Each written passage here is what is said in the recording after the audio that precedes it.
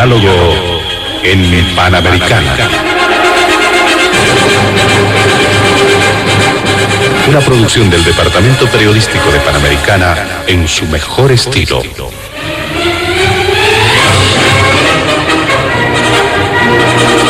Entrevistas exclusivas sobre temas que crean expectativa general.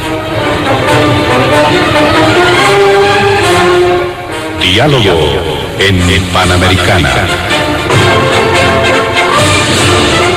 Los sábados al mediodía y cada domingo a las 8 de la mañana. Y en trasnoche a las 24.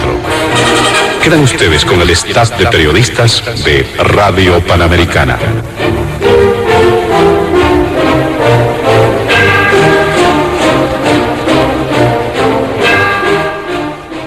¿Cómo están, amigos de todo el país? Bienvenidos a Diálogo en Panamericana. En este fin de semana, al igual que en otras ocasiones, vamos a realizar un tratamiento de distintos temas de la agenda de noticias que han marcado precisamente cierto nivel de polémica, expectativa en la ciudadanía. Un primer tema de trascendencia es el que se refiere a la situación de las judiciales a nivel de la Asamblea Legislativa Plurinacional, luego de que se conociera acerca de una consulta que interpuso el Tribunal Supremo de Justicia ante el Tribunal Constitucional Plurinacional sobre el proyecto de ley transitoria de elecciones judiciales. ¿En qué está este tema? Definitivamente, ¿habrá o no habrá elecciones? Está por descontado de que no habrá el 2023, pero por lo menos enero, febrero o marzo del 2024 podrá viabilizarse. Es una consulta que tendrá que ser absuelta en los escenarios pertinentes. El segundo punto tiene que ver con el retorno de la polémica acerca de la coca.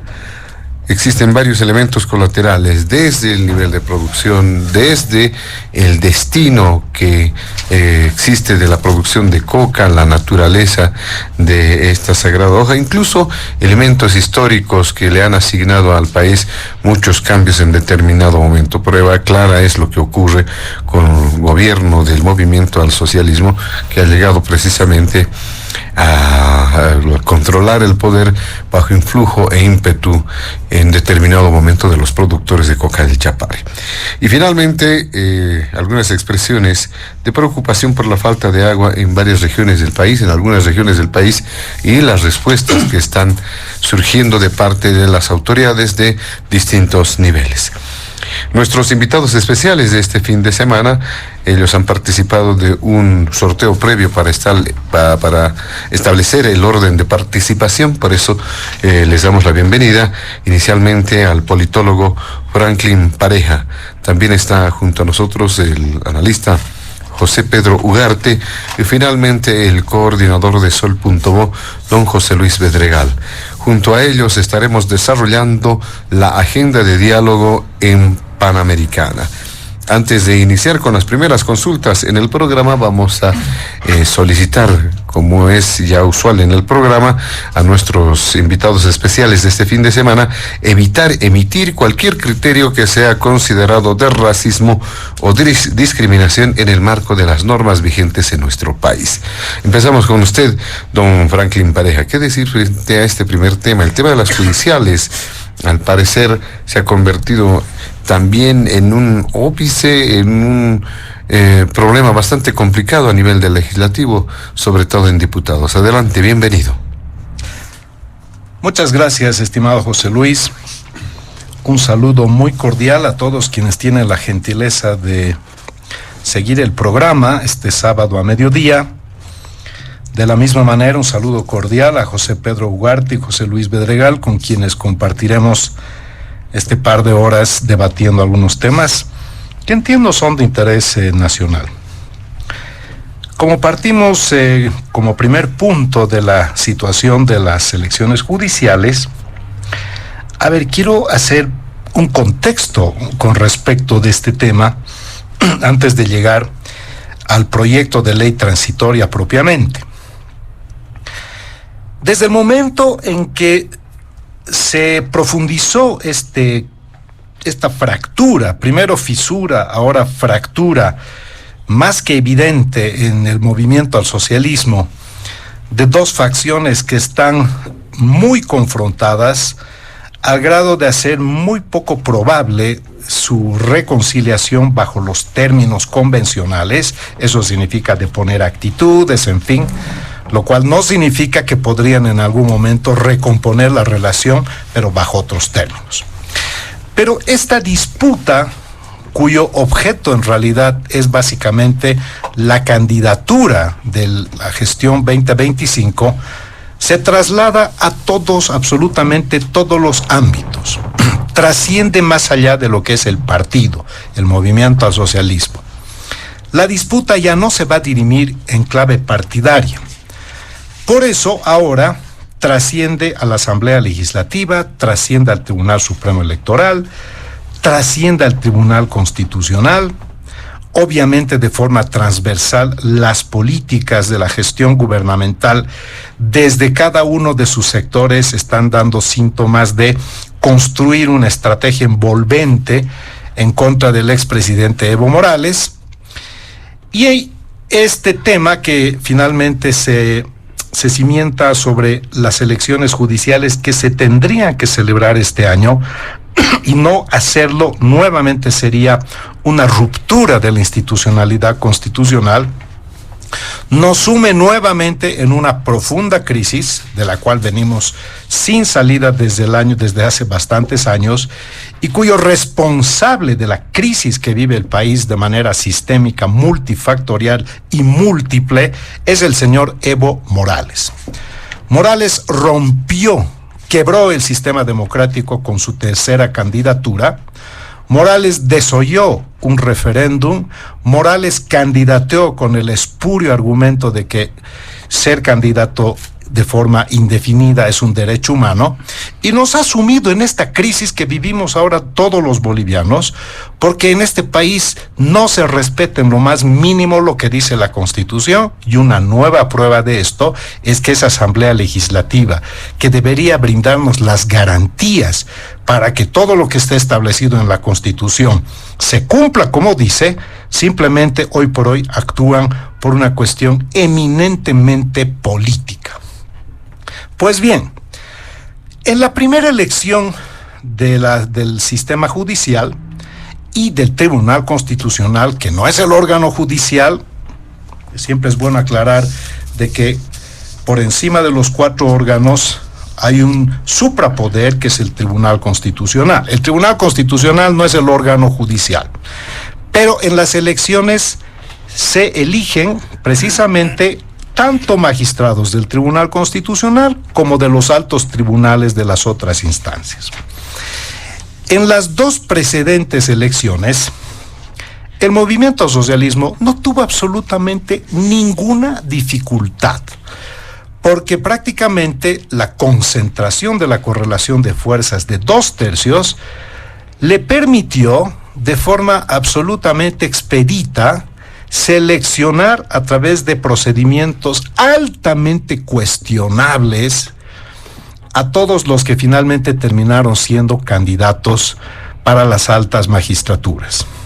¿Por qué digo altamente cuestionables? Porque no se respetó los procedimientos de acuerdo a las recomendaciones que se hicieron a través de reglamentos. No se respetó el hecho de que había que tener una evaluación rigurosa en términos meritocráticos. Al final se eligieron dentro de un baremo que permite medir candidaturas, se eligieron, no diría a los peores, pero no eligieron a los mejores. Entonces, ese sistema de selección es absolutamente discrecional y no varía en lo más mínimo de la forma en la cual se escogían magistrados en el pasado. Porque se dice, ¿no? En el pasado se cuoteaban a las autoridades de las altas cortes, ahora ya no hay cortes, ahora son tribunales. Y ese procedimiento no ha cambiado en lo más mínimo, porque en el presente, a pesar de que tenemos un sistema de elección directa, siguen siendo el órgano legislativo, antes Congreso y Parlamento, quienes escogen absolutamente de forma discrecional, a través de un proceso muy cuestionable, a quienes van a ser las futuras autoridades. ¿Qué significa esto para que nos entiendan los bolivianos? Significa que ustedes, ciudadanos bolivianos, no van a elegir absolutamente nada a las elecciones. Lo único que van a hacer es ir a votar, porque ya han sido elegidos previamente por el poder político. Porque el primer candidato, el segundo candidato, el tercer candidato y todos los candidatos ya han sido previamente seleccionados en función de una total y absoluta subalternancia al partido político. Entonces, todas esas autoridades que hoy y en el pasado han logrado llegar a ocupar estas altas funciones son producto de un cuoteo o son producto de una designación política donde la ciudadanía el día de las elecciones ha ido a fungir como un rebaño de notarios de fe pública, dando por bien hecho lo que ya se decidió anteriormente en el órgano legislativo. Ese es el drama. Por eso dije la anterior vez y lo vuelvo a decir, la forma de elección hoy en día de las autoridades de los altos tribunales no es igual que en el pasado, es peor que en el pasado, porque antes se repartían todas las funciones de las altas cortes y hoy se reparten todas las funciones de los altos tribunales de la misma forma y nada más que tratan de legitimarlo utilizando a la población y utilizando el voto popular para decir que está bien hecho y para nuevamente pues tratar de proyectar que el país elige a través de un proceso eleccionario cuando en realidad no elige nada. ¿Cuál es la respuesta de la población? La población no es tonta, la población sabe perfectamente de este amaño, se da cuenta y ¿qué es lo que ha hecho? Que tanto en la primera elección como en la segunda elección ha ganado el blanco y ha ganado el nulo. O sea, estas autoridades que hoy por hoy dirigen el órgano judicial y el Tribunal Constitucional no tienen absolutamente ninguna legitimidad. Ninguna legitimidad. Son espurias, son autoridades que no tienen la talla ni siquiera profesional y hoy por hoy menos moral por todo lo que nos demuestran en su accionar y eso es lo que tenemos. Tenemos un estado de situación donde lamentablemente la justicia no está igual que antes, está peor que antes. Pero ¿qué sucede ahora? Nuevamente hay elecciones. Ha cambiado la situación. Porque como el MAS ahora está dividido, por lo menos circunstancialmente, solo Dios sabe si a futuro se volverán a unir o si terminarán más fraccionados, no vamos a hacer futurología. Entonces ahora hay 4 fuerzas en la Asamblea Legislativa. Hay el +1, el más gobernante, ahora hay el +2, que es el más que no gobierna, hay el Comunidad Ciudadana, hay Creemos, hay 4 bancadas. Y la bancada del gobierno, por primera vez durante estos 18 años que están ejerciendo el gobierno, aunque con un presidente nuevo, pero sigue siendo el mismo gobierno, es la primera vez que tiene minoría en la Asamblea Legislativa. Y como tiene minoría, entonces está imposibilitada de elegir. Ese es el primer punto que hay que entender. Y como el gobierno, porque son los gobiernos los que digitan, sabe que en esta oportunidad no va a poder en el proceso de preselección de candidatos manipular de principio a fin todo el proceso, lo cual ya no le va a dar la garantía para que pueda tener absolutamente toda su corte de futuros magistrados, entonces eso también le va a limitar en su poder, en su ejercicio, y no va a poder ejercer una correa de transmisión subalternizando a todo el órgano judicial y eventualmente al Tribunal Constitucional. ¿Qué podría suceder? Sería algo más saludable que la bancada +1, la bancada del +2, la bancada de Comunidad y la bancada de Creemos tengan la posibilidad de impulsar un proceso más transparente, más discutido e incrementando el proceso de selección que puede ser más riguroso para finalmente dotarnos de candidatos que tengan las credenciales académicas, porque no hay que despreciar las credenciales académicas. Hoy por hoy en Bolivia, el que está bien formado, el gran profesional, el que se ha reventado la cabeza leyendo, estudiando, no tiene ningún mérito. Lo que vale, el mérito que vale es cuánto gritas, vale más los decibeles de tus alaridos, vale más tu puntería con sillas, vale más tu carácter de yunku, que ser un profesional bien formado, un profesional bien reconocido, y obviamente que tiene que tener además una trayectoria idónea e intachable. Ya voy cerrando, José Luis. Entonces, como no tiene en la actualidad el MAS que está en gobierno, porque el MAS que no está en gobierno ha decidido cerrarle las compuertas de un acuerdo, entonces a este gobierno en particular no le conviene que haya elecciones judiciales, porque va a perder el control político a través de la imposibilidad de tutelar de forma absoluta a las futuras autoridades del órgano judicial. Entonces, ¿qué le conviene? Le conviene que no se cambie nada. Le conviene el status quo. Y a las autoridades actuales del sistema judicial, pues bienvenido, poder seguir quedándose, usufructuando las mieles del poder, transando sentencias, enriqueciéndose descaradamente, pues es fantástico. Y por eso la facción del MAS no gobernante, que es la de los evistas, hasta tienen el tupé de hacer una huelga de hambre, ¿no? O sea, los más violadores de la Constitución, a la cabeza de Evo Morales, tienen el tupé de hacer una huelga de hambre para que se cumpla la Constitución. A ese grado de absurdo hemos llegado. Y como no se va a poder en el corto plazo, de hecho los plazos ya se han vencido, ya le hemos generado un boquete nuevo a la Constitución, ya vamos a tener que acudir a una nueva interpretación constitucional para justificar por qué no se han hecho en estos tiempos. Todo eso se debe a que este es un país que no respeta la institucionalidad constitucional, con un partido que primero antepone los intereses no del país, sino de la corporación política, la corporación regional, la corporación personal, los egos.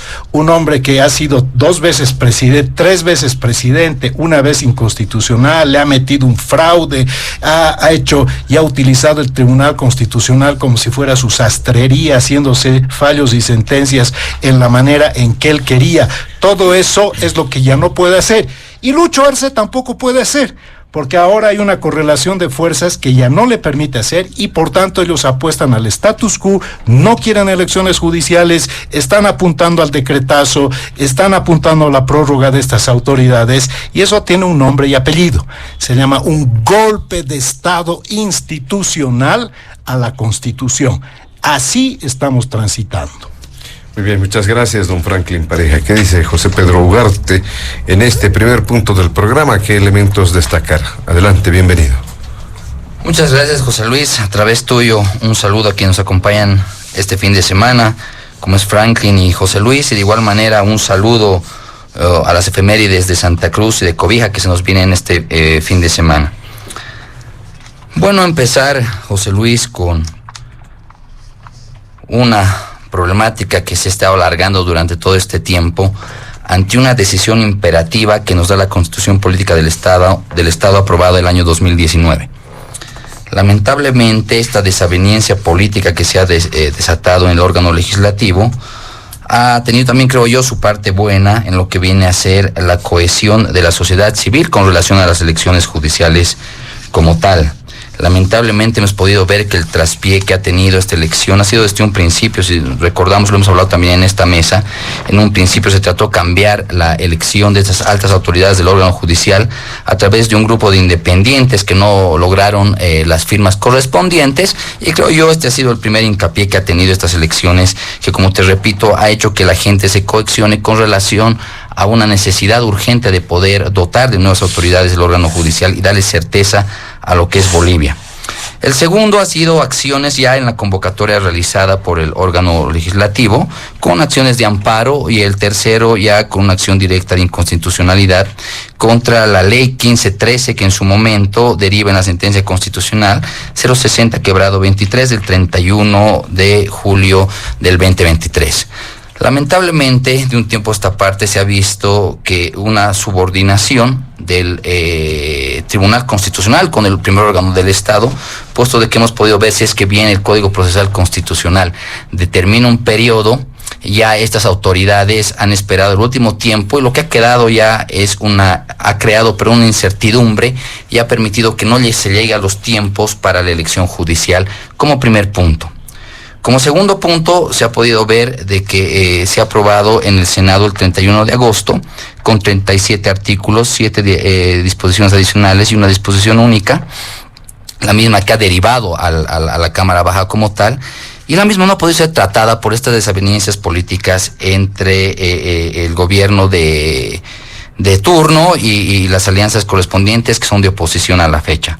Y llama profundamente la atención que la Cámara Baja haya establecido en su agenda semanal del 18 al 24 de septiembre el tratamiento del proyecto de ley 144 y a la fecha no haya sido tratado por la comisión correspondiente.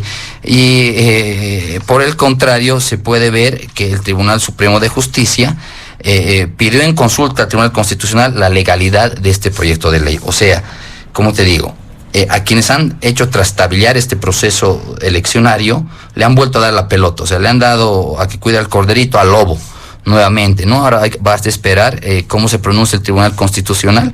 Esas autoridades podrían haber terminado su mandato de una manera digna, y creo como dice la Constitución, pero han preferido salir por la ventana y aún todavía no sabemos si saldrán porque pretenden quedarse con toda esa actitud que están demostrando a la fecha, lamentablemente, y creo que lo que la sociedad quiere es estrictamente certidumbre. Necesitan unas elecciones prontas que doten imperativamente de nuevas autoridades, y creo yo que en vez del legislativo de estar trastabillando esta elección, debería de acompañar la misma con un paquete de leyes que permiten una reestructuración tanto de la policía, de la fiscalía y de todas aquellas autoridades que administran justicia. En vez de estar dándole, no darle certidumbre a la sociedad, deberían de estar trabajando más bien un paquete de leyes que pueda permitir luchar realmente contra el flagelo que es la corrupción. En un principio lo decía que era un cáncer que ya estaba haciendo metástasis, creo que ahora ya ha pasado esa fase y ya está el nicho cavado y solamente falta poner el epitafio a la justicia en Bolivia, y que lamentablemente nos va a llevar a una anomia como tal, que la sociedad sabrá cobrarlo, porque ahora todo boliviano está pidiendo justicia. Ya las personas podemos ver en las redes sociales que ya existe una cohesión social, que como te decía un principio es lo bueno, puesto que la falta de conocimiento de muchas instituciones de control interno están llevando a que la población ya levante la voz como tal. Y también la falta de credibilidad en el órgano judicial debería de verse y acompañarse con una veedora internacional para un nuevo proceso de selección.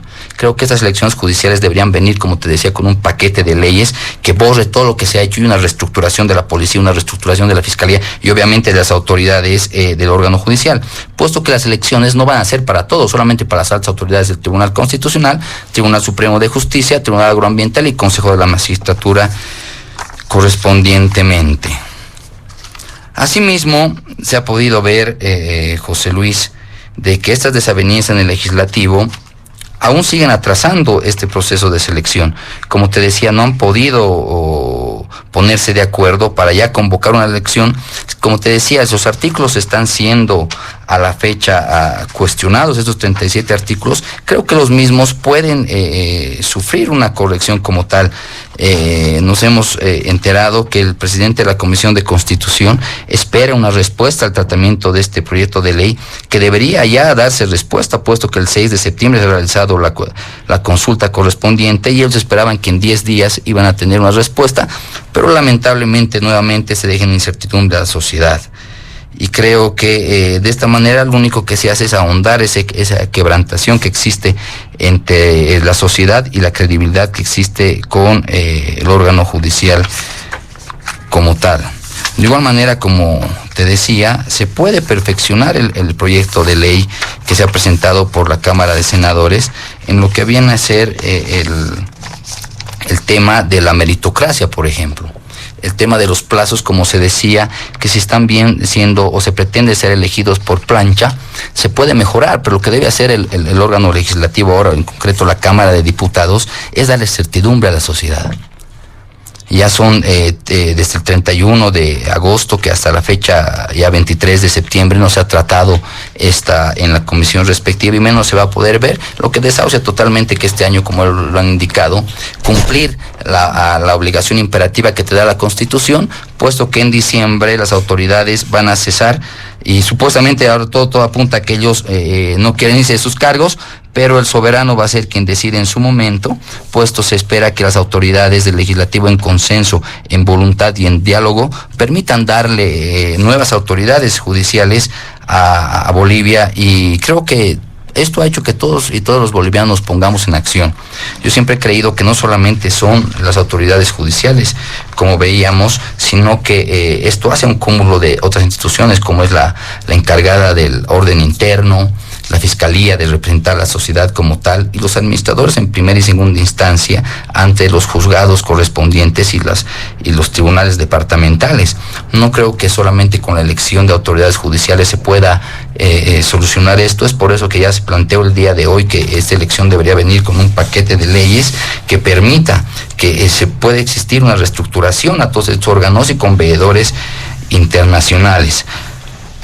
El abuso que existe por parte de estas autoridades ha creado esta desazón en la sociedad y ha permitido la cohesión social que te decía como tal. He podido repetir muchas veces la cohesión social porque se ha podido ver a través de las redes sociales que la gente, no hay persona en Bolivia que no esté de acuerdo en reestructurar todas estas instituciones, y está pidiendo a gritos de que lo podamos hacer, y corresponde al legislativo a la fecha poder darle nuevamente, te indico, esta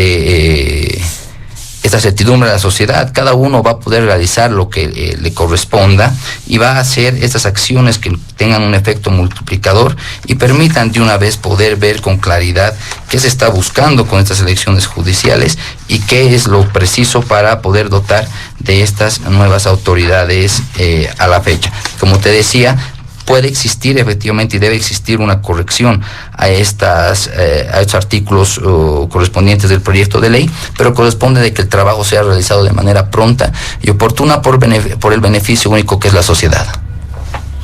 Muy bien, le agradecemos a don José Pedro Ugarte por este criterio al inicio. En el primer punto del programa, ahora vamos a escuchar a José Luis Pedregal. ¿Qué elementos destacar, qué decir frente a los alcances de este tema? Adelante, bienvenido. Muchas gracias, José Luis. Un saludo a toda la familia de Panamericana en nuestra patria y fuera de ella. Un gran saludo también a José Pedro Ugarte y a Franklin Pareja.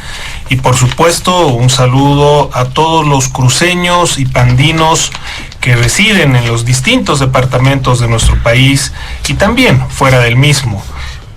Santa Cruz es la locomotora del desarrollo hoy, del desarrollo económico, juega un papel muy importante para nuestro presente y nuestro futuro. Y en su momento nuestra querida Pando, con el boom de la goma a la cabeza de don Nicolás Suárez, también le dio mucho al país, generó mucha riqueza, y hoy debemos pensar todos en cómo continuar y construir una ruta de desarrollo para el bien de pandinos, cruceños y de toda la bolivianidad. Bueno, este tema es muy delicado porque, coincidiendo con lo que señalaron mis colegas, la situación es tan difícil y tan peligrosa que efectivamente percibimos que se está gestando un golpe. Se está gestando un golpe. Un golpe al Poder Judicial, porque se está allanando el camino, se está preparando el camino para vulnerar la Constitución nuevamente. Todo lo que estamos mirando los bolivianos, a veces sin la preocupación necesaria, distraídos por la cotidianidad, porque claro, en esta situación económica compleja tenemos prioridades, nuestras familias, nuestros hijos, llegar a fin de mes y cubrir nuestras obligaciones. No le prestamos atención a lo que está haciendo la clase política, a lo que está haciendo el actual poder de turno, que ha decidido, por su propio beneficio, unos y otros, azules y azules oscuros, no llevar adelante este proceso de elección de jueces, de magistrados.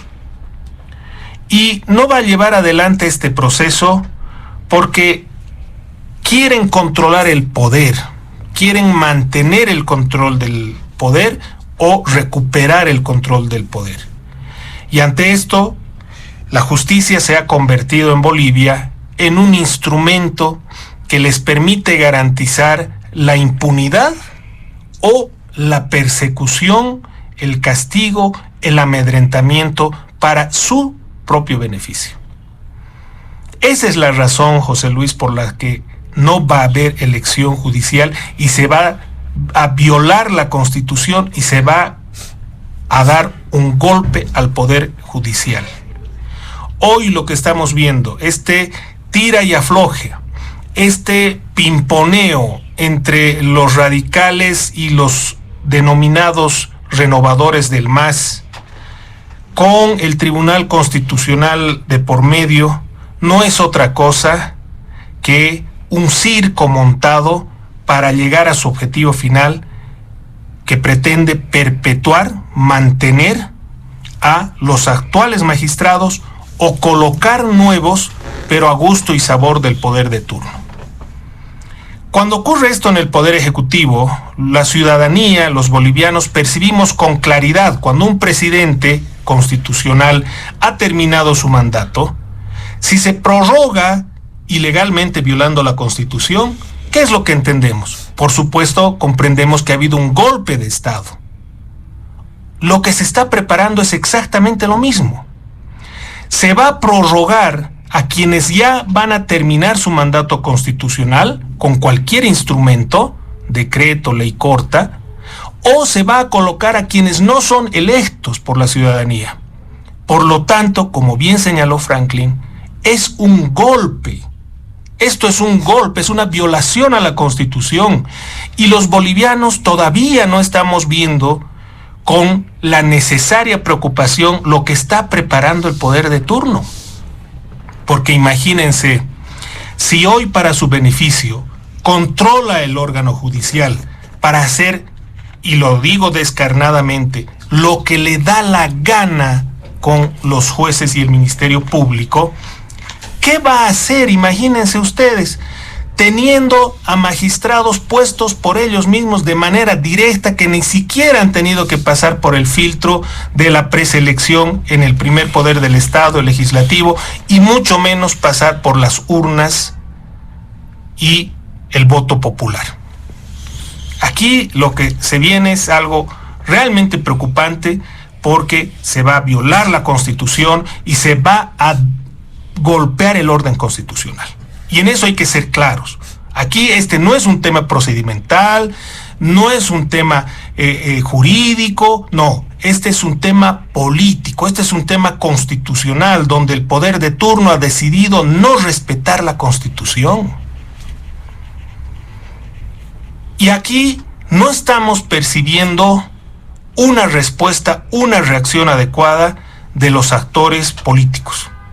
La oposición sigue entrampada, engañada en los devaneos del masismo, de una y otra ala, tratando de meter proyectito por acá, haciéndose engañar, ¿no? Otra vez con las estrategias envolventes, yendo de un salón a otro, sin lograr mayores resultados, cuando se está preparando un golpe. No vemos tampoco en las organizaciones sociales, de hecho, la mayoría cooptadas por el masismo, una reacción que corresponda a la dimensión de lo que se está preparando. Y esto nosotros, como políticos, tenemos la obligación de alertar a la sociedad de lo que se viene, que no es cosa menor y es de profunda preocupación. Esto es el resultado, por supuesto, de una modificación a la Constitución que fue en su momento, el 2009, tal vez lo más innovador que tuvo la nueva Constitución, ¿no? La elección de magistrados por voto. Es lo más nuevo, lo más novedoso que tuvo esta Constitución. Ni siquiera el tema de las autonomías, porque recordemos que las autonomías ya existían, las autonomías municipales. O sea, que el tema autonómico ni siquiera fue lo más innovador. Fue justamente este elemento, la elección por voto ciudadano de los magistrados. con los resultados que hoy conocemos. En las últimas elecciones del 2017, estos magistrados fueron electos con porcentajes bajísimos, a tal punto que los votos nulos y blancos en todos los casos superaron el 62%. Y esto lo señalo para que veamos pues también cómo ya ahí comenzó a gestarse esta caída al abismo de una justicia que ya venía mal y que con el cambio de la Constitución termina destrozándose absolutamente para perjuicio de todos los ciudadanos. ¿Quién habrá tenido la peregrina idea, no estoy al tanto, de meter este elemento donde que a todas luces era irracional? Recuerdo los ejemplos, era como subirse a un avión de pasajeros y elegir por votación entre los pasajeros quién va a pilotear. Y hicimos eso. Se aprobó eso en la Constitución y aquí están los resultados. Ahí están los resultados. Una justicia que se fue a pique por una Constitución que metió este elemento de una manera absolutamente absurda. El Tribunal Constitucional, donde varios de sus tribunos no obtuvieron ni siquiera el 10% de votos, hoy resulta que están por encima del soberano. Cuando el pueblo dice no puede haber reelección en más de un 60%, la población, millones de electores, resulta que unos cuantos magistrados tienen más fuerza que el pueblo, cuando ni siquiera el pueblo los eligió. Votaron, perdieron porque ganó el nulo y ganó el blanco, y resulta que esos magistrados tienen más poder que el soberano, que el pueblo boliviano, que millones de bolivianos. Así de irracional, José Luis, está la justicia en Bolivia. Pero aún a pesar de esa irracionalidad, además el poder político decide violar esa Constitución mal elaborada, mal hecha, violarla, no respetarla y preparar un golpe. Las últimas encuestas muestran cómo está la justicia, ¿no? Voy a mencionarlo luego, donde la gran mayoría de la población no cree en la justicia boliviana. La justicia en este momento debe estar peor que la Federación Boliviana de Fútbol. O tal vez no tanto, no sé. Es igual, ¿no? Igual, no sé qué es peor. Gente nada preparada, gente sin ética, gente sin formación, que no cumplen su rol. Unos llevando al fútbol boliviano al abismo y los otros llevando a un país entero al abismo, porque un país que no tiene poder judicial en el que pueda confiar es un país que está destinado a la confrontación, a la pobreza, a la miseria, a la violencia. Ese es el daño que nos está haciendo el poder político actualmente. Y acá tenemos que pensar seriamente que los bolivianos que hemos elegido, diputados, senadores, tenemos la obligación hoy de exigirle a nuestros legisladores, a los que están sentados ahí representando cada uno de los departamentos, circunscripciones, etcétera, que hagan su trabajo. Que hagan su trabajo porque no están haciendo su trabajo. La Constitución dice claramente que es obligación de esos senadores y diputados llevar adelante el proceso de preselección y mediante ley garantizar la elección de magistrados para que los bolivianos puedan ir a votar. Ya estamos a finales de septiembre. No va a haber elecciones en el plazo constitucional. No hay perspectivas de cuándo puede haber estas elecciones. Por lo tanto, diputados y senadores no están cumpliendo su rol constitucional tampoco. Conclusión: el poder político ha decidido hacer un golpe al poder judicial. El poder legislativo ha decidido no cumplir con su rol constitucional. Por lo tanto, aquí los ciudadanos estamos en medio de esto, de una jugarreta entre políticos del poder ejecutivo y del poder legislativo, con honrosas excepciones, que han decidido burlar la Constitución, que han decidido privilegiar sus intereses mezquinos, sus ambiciones, y que el pueblo boliviano siga sin institucionalidad, siga siendo un pueblo que no puede construir un Estado de Derecho donde se respeten las leyes para proteger al ciudadano.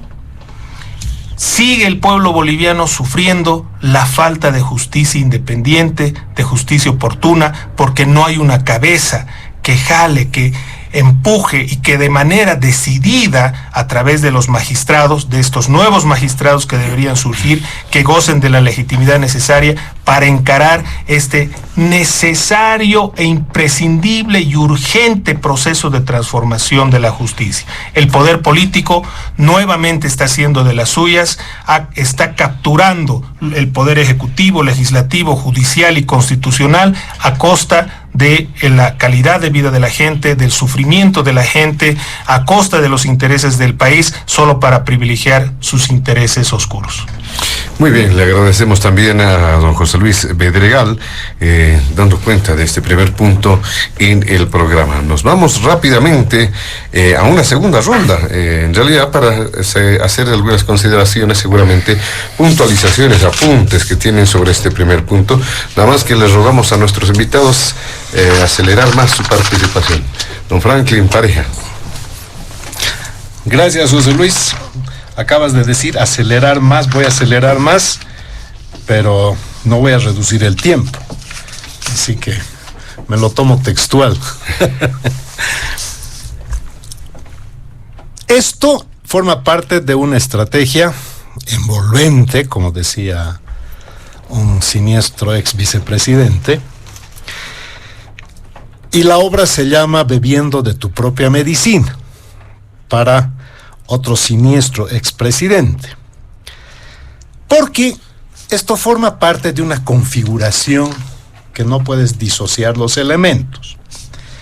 Como esta peleita, que dejó de ser una peleita y ahora ha trascendido a todas las esferas de la institucionalidad democrática del país, a partir de la afectación a la Constitución, entonces veamos algunas cosas para entender que esta es una estrategia sistémica, porque son varios elementos que interactúan entre sí. Para empezar, la República Independiente del Chapare ahora ya no es tanto. El gobierno ha decidido tener una presencia fuerte, enérgica, como nunca antes. Ahora vemos una prolífica acción de operativos. Están atrapando a algunos dirigentes de las federaciones del trópico, inclusive a una señora, cosa que esto es una señal que muestra que vamos a ir a tu bastión histórico. Dejaste de ser intocable y aquí vamos a restituir la presencia del Estado, porque el Chapare era una zona de nadie, es una república independiente. Primer punto, ahora sí hay una marcada y prolífica acción, además de un ministro que, como es el más cuestionado de las 6 federaciones del trópico, no creo que le cueste mucho ahora focalizar todo su esfuerzo y energía en ese lugar. Segundo punto, hay que dividir a las organizaciones sociales.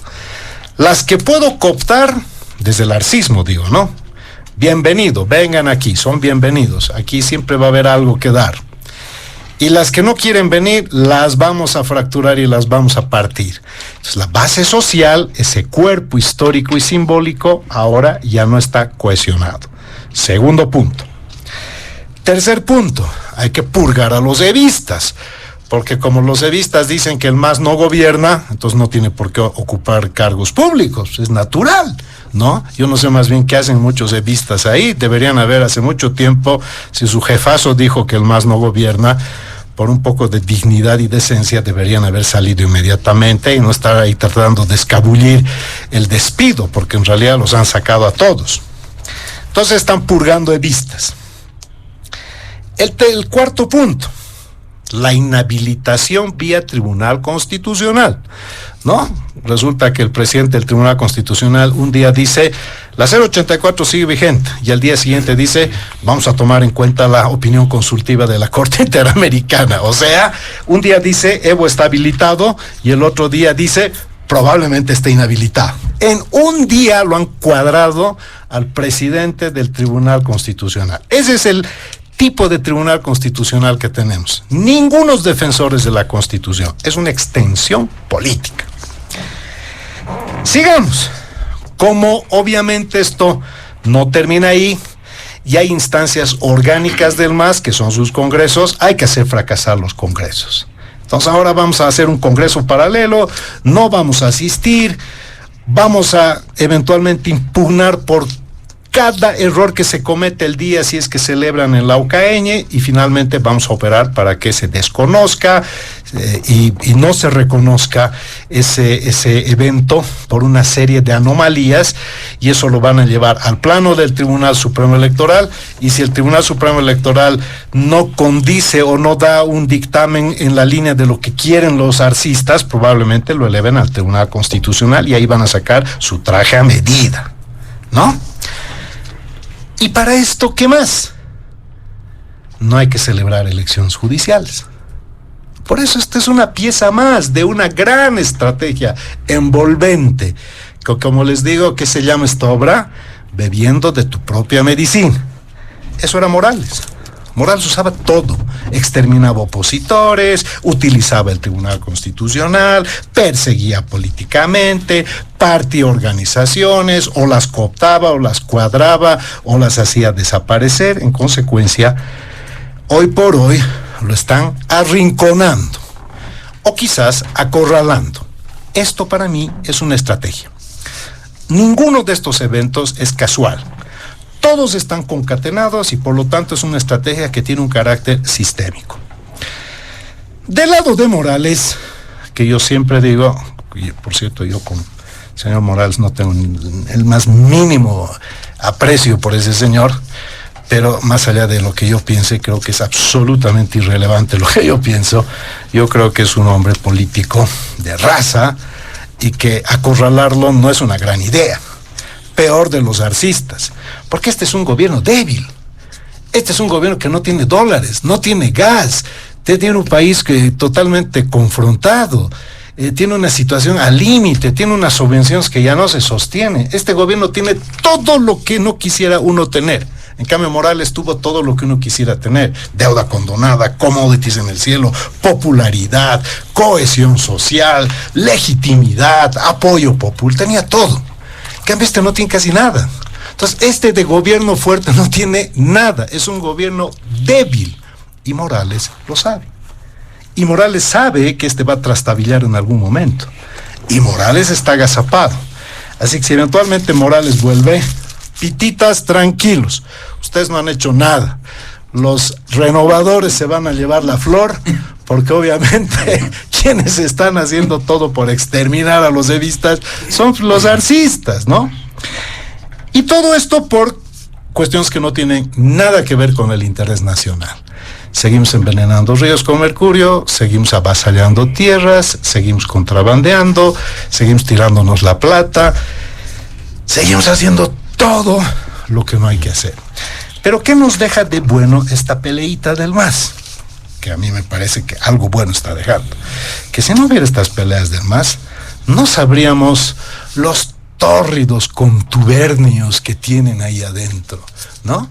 Que hay protección al narcotráfico, dicho en boca del jefe del movimiento al socialismo, señor Evo Morales Ayma, presidente de las 6 federaciones del trópico y expresidente del Estado Plurinacional de Bolivia. Así que si no les gusta eso, vayan a quejarse a su jefe. Segundo, que no hay respeto a la Constitución, también dicho por su jefe. Tercero, que hay corrupción, vayan a quejarse con su jefe, porque su jefe les está diciendo absolutamente todo lo que los bolivianos sospechaban, pero que nosotros los bolivianos sabemos de sobra que es una realidad. Entonces hemos llegado a un momento de decadencia moral, institucional, donde ahora, para preservar el poder, la idea del golpe se ha restituido. ¡Qué grandes golpistas! Así es como van a resolver su problema de masistas, dando un golpe de Estado a la institucionalidad constitucional. Muy bien, gracias, don Franklin Pareja. José Pedro Ugarte, en este primer punto, sus apuntes, por favor. Bueno, me voy a referir estrictamente al punto 1 que se ha citado hoy. No voy a hablar de política, pues creo que se ha citado los 3 puntos por tu persona y debemos enfocarnos a eso. Creo que el común denominador, lamentablemente, que existe, sin generalizar obviamente, entre la Federación Boliviana de Fútbol y el órgano judicial, es la corrupción. Lamentablemente, esas instituciones que son muy importantes, digámoslo así, porque uno mueve multitudes, el otro debe solucionar los problemas, lamentablemente la corrupción se encuentra totalmente enraizada. Es por eso de que el proyecto de ley que se encuentra en la Cámara de Diputados debe dar una certidumbre a la sociedad y ser perfeccionado en lo que viene a ser el tema que nos ocupa, que son las elecciones judiciales y su proyecto de ley, ¿no? Si bien se establece que se ha podido dejar de lado el examen y todo eso, no debemos de tampoco menoscabar que este proceso de selección no termina ahí. El proceso de selección que realiza el legislativo pasa al órgano electoral plurinacional y es el encargado, de acuerdo a la ley que tiene, de poder mostrar aquellas virtudes o capacidades intelectuales o profesionales de aquellas personas que efectivamente, si bien en las anteriores elecciones no han tenido una aceptación, puesto que efectivamente ha habido mucho ausentismo, creo que ahora la sociedad, por lo que está pasando, va a voltear esto y le va a dar no solamente legalidad, sino legitimidad en poder ir a las urnas y poder hacer que estas nuevas autoridades tengan mayor compromiso. De igual manera, y lamentablemente tengo que decirlo, este mandato imperativo de la Constitución se ha desconfigurado y ha cambiado un escenario estrictamente político. Ahora vemos de que no solamente ya se ocupan de perfeccionar el anteproyecto de ley, poder ver de que existan veedores internacionales, de que se califique efectivamente a los mejores, sino existen estas pugnas internas que no le dan certidumbre, ya te decía, y hace que la sociedad como tal se ponga en acción ya, empieza a reclamar, empieza a estar presente en lo que es, y creo que es lo bueno que podemos rescatar de todo esto, que desde mi punto de vista está haciendo una cohesión para pedir el cumplimiento de este mandato imperativo de la Constitución en lo que viene a ser la elección de altas autoridades del órgano judicial. No es menos cierto también que esas autoridades pareciera que quieren quedarse. Lamentablemente, repito y hago hincapié, ahora el Tribunal Supremo de Justicia le da en consulta y vamos a esperar para empezar si nos dan certidumbre en el tiempo.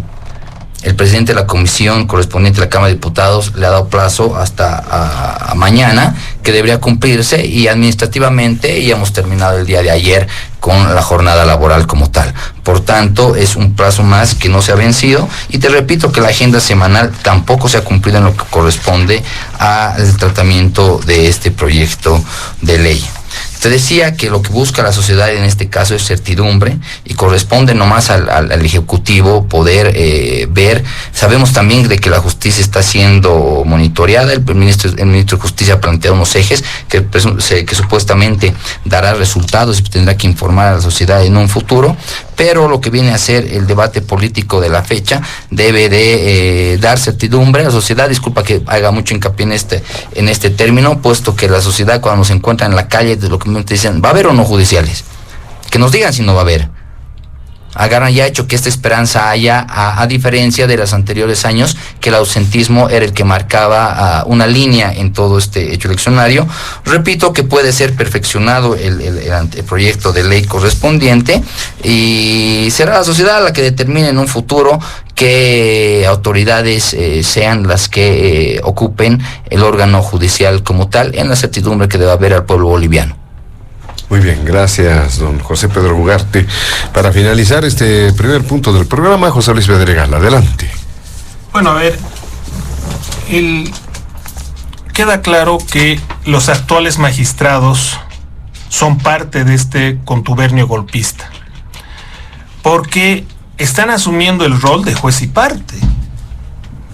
Es decir, el Tribunal Constitucional emite declaraciones o fallos que le favorecen.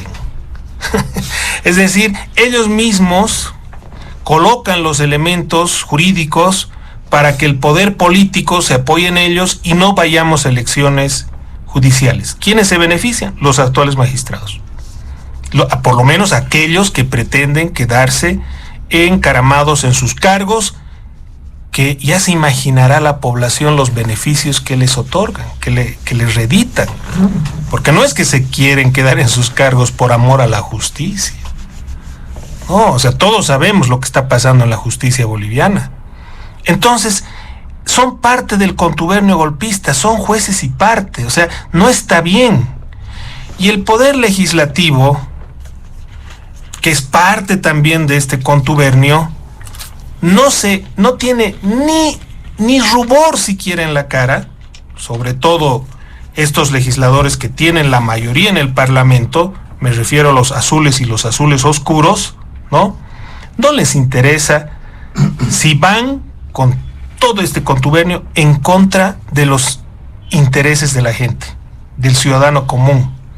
Ese ciudadano común que busca seguridad jurídica, que busca que se respeten sus derechos, su derecho a la propiedad, su derecho al trabajo, su derecho a una atención en salud.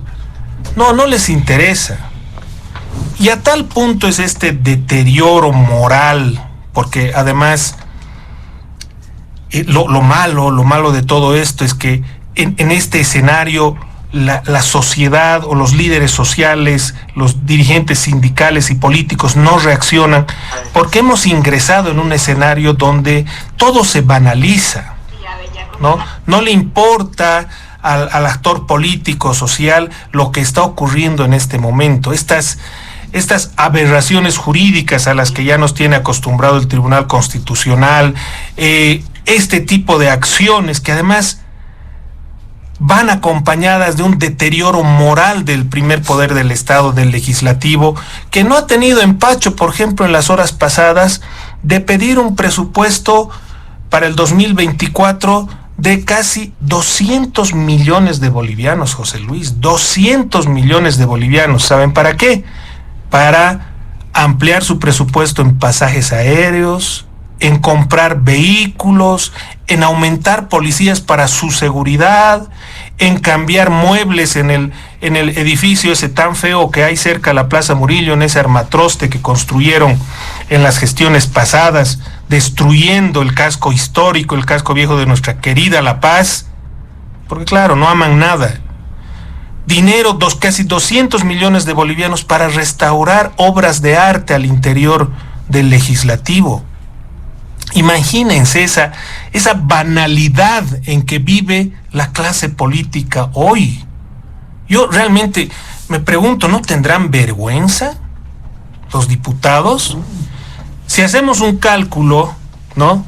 Solamente para que vea la ciudadanía cómo está el nivel de nomimportismo en las esferas políticas y a veces sociales, cada diputado, Franklin, nos llega a costar 1,5 millones de bolivianos.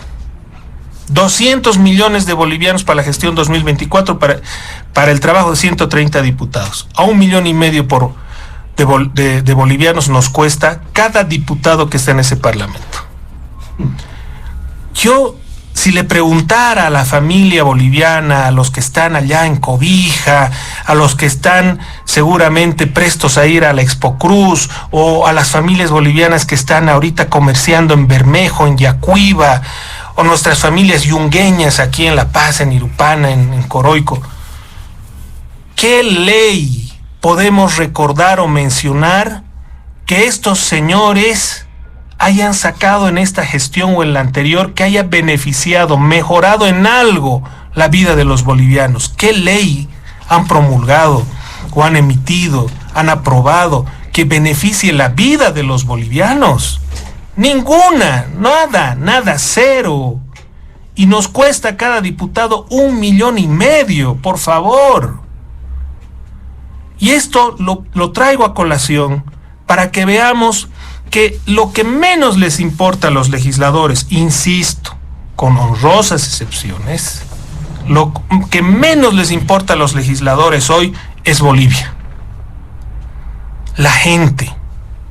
Sus propios electores les valen un pepino, porque están más preocupados en tener privilegios, en pasajes aéreos, en vagonetas, en viáticos, en muebles más cómodos y en aprovecharse de la necesidad de la gente a través de favores sexuales, como ya lo hemos visto. Y estos legisladores que además permiten que este tipo de gente esté sentada a su lado, en el curul del lado, en el curul del frente, y conviven con estos inmorales, por supuesto que no deben tener muchas condiciones para hacer respetar la Constitución, las leyes y los derechos del pueblo boliviano. Entonces los bolivianos estamos en el desamparo. Estamos en el desamparo porque tenemos un poder político que los controla a los del Poder Legislativo, al Tribunal Constitucional, al Ministerio Público, al Judicial. Eso significa, José Luis, que los bolivianos estamos en absoluto desamparo. Y eso es gravísimo. Eso es gravísimo porque entonces lo que se venga de aquí en adelante no nos vaya a sorprender absolutamente a nadie. Creo que es necesario que los bolivianos reflexionemos sobre esto, nos organicemos, exijamos responsabilidad a nuestros líderes sociales, exijamos responsabilidad a nuestros líderes políticos, más allá que tengan o no capacidad. Pero es momento en que los bolivianos levantemos la cabeza para mirar lo que está pasando en nuestro país.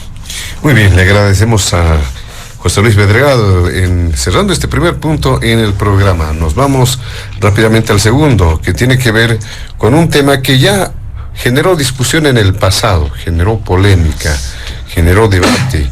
Se trata de la coca y todos los elementos colaterales. Surge esta discusión a raíz de algunas propuestas, algunas declaraciones que han surgido de parte de legisladores que responden al presidente Luis Arce, diciendo que podrían plantear la idea de restarle al Chapare 1.000 hectáreas de cultivo legal y trasladarlo a los yungas, porque dice, es conocido que la producción de coca de los yungas va al consumo tradicional y se desconoce el destino legal de la coca del Chapare. Bueno, esto ha surgido y obviamente hubo respuestas, contrarrespuestas, y nuevamente se está discutiendo qué es lo que sucede con las políticas sobre la hoja de coca, qué ocurre en este tema. Nuevamente, muchos dicen es un escenario de confrontación también política entre los masistas. Vamos a empezar con usted, don Franklin Pareja. ¿Qué dice sobre este segundo punto? Adelante. Gracias, José Luis. No puedo evitar, la verdad, reírme. Lo haría a carcajadas si estuviera en un lugar más distendido, pero por respeto al público y a mis colegas tengo que mantener un cierto grado de compostura, pero un cierto grado nomás. Porque esta historieta forma parte de esta estrategia envolvente que había mencionado hace un momento. A Evo Morales lo están acorralando. Primero están yendo a su terreno o a su territorio. Le están destrozando muchos laboratorios, según Morales, le están plantando laboratorios, porque Morales dice que a él le siembran pruebas en todo lado. Quizás también hay algo de eso. Pero esto de empezar a repensar lo que está establecido en cuanto a las cantidades que tienen autorización, tanto los cocaleros de los yungas como los cocaleros del Chapare, claramente muestra otra decisión que tiene un enfoque político para incrementar el poder con la región de los yungas en desmedro del poder que generan, en este caso, los cocaleros del Chapare. Pero para que los bolivianos tengan una película clara y saquemos de la discusión los mitos, en nuestro país no hay cocaleros buenos y cocaleros malos, solo hay cocaleros. No hay cocaleros del Chapare que se dedican a la producción de la cocaína y en los yungas todo lo que se produce es para el picheo. ¿no? Eso es una total falacia. La expansión de los cultivos de coca se ha dado en el norte de La Paz de forma ilegal, ha penetrado inclusive a Polo y otras tierras, ha tenido un crecimiento que la 1DC, no sé si realmente maneja cifras con relativa rigurosidad o con relativa manipulación. Yo pongo en duda, sinceramente, todo lo que viene de Naciones Unidas, para mí, yo lo pongo en duda, ¿no? Porque ellos manejan su agenda bien interesada y su agenda también bien sesgada. Y siempre tienen una venita un tanto progre, apoyando y minimizando a algunos países, ¿no? Son hechos a los muy derechos humanos y tal, y sin embargo andan avalando y socapando algunos regímenes que son absolutamente inefables. Pero bueno, es lo que hay. Hay otra información interesante. Y hay información muy interesante que hay que empezar a revisar al margen de lo que dice la 1DC o estas instituciones que creen tener el monopolio de las estadísticas. Y he estado hace poco, la politóloga Lili Peñaranda me hizo conocer, por ejemplo, que en Myanmar ya están produciendo coca y que el último año han exportado 2,000 toneladas. Y que Irlanda, Holanda, también están produciendo coca. Y que una gran parte de la producción de coca en el Perú se va de manera legal a Estados Unidos. Entonces, ¿qué estamos haciendo aquí? Todas estas instituciones que vienen a ponernos el sable a los países como Colombia, Bolivia, en fin, ¿no? Con sus pseudo políticas de interdicción y de control. En el fondo, sable por un lado y mercados legales por otro lado. Hay que repensar en el mundo la política de lucha contra el narcotráfico, la política de la coca. Hay que ver realmente cuáles son los aspectos que podrían ser inclusive altamente estratégicos para generar una cierta rentabilidad que se legalice a través de la producción, que tiene un gran potencial, la producción de la coca. Pero como esta es una disputa política nuevamente activada por esta pelea del MAS, entonces ahora, como están de ñañas con los cocaleros de los Yungas, ¿no?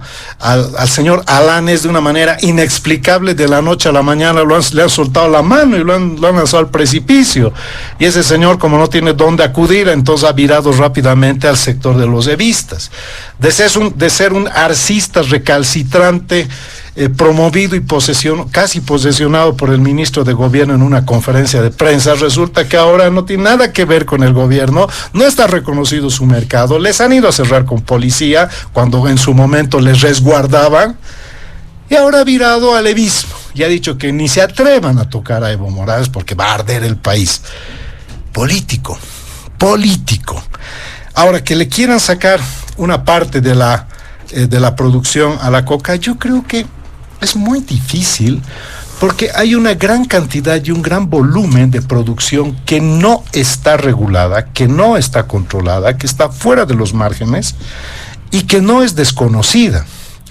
Por eso, el hecho de que ahora haya una intervención muy potente en el trópico de Cochabamba ha empezado a enervar a las 6 federaciones del trópico, y que encima les digan que hay que repensar la cantidad de producción. Eso, por ejemplo, es otro absurdo. ¿Saben por qué es un absurdo? Porque ni siquiera tienen un dato estadístico para hablar realmente de la reducción. Si no se conoce por dónde pasa la coca, el 94% de la coca que producen en el Chapare, no se sabe dónde va ni por dónde pasa, porque por el mercado de Sacaba no pasa. Entonces tiene que ir por algún lado. ¿Y dónde va? Resulta que no es que dónde va, sino que el Chapare es una gran factoría de cocaína, porque ahora sí se ha admitido de que en el Chapare se produce cocaína, y entonces no es que va a ninguna parte, está ahí. Están haciendo cocaína y están exportando. ¿Y dónde se descubre la cocaína? No se descubre en Bolivia. El ministro hace sus shows, así hecho al Rambo de vez en cuando, ¿no? Pero no atrapa ningún narco, y además mientras no lo atrape a Marcet, no se va a graduar como un gran ministro.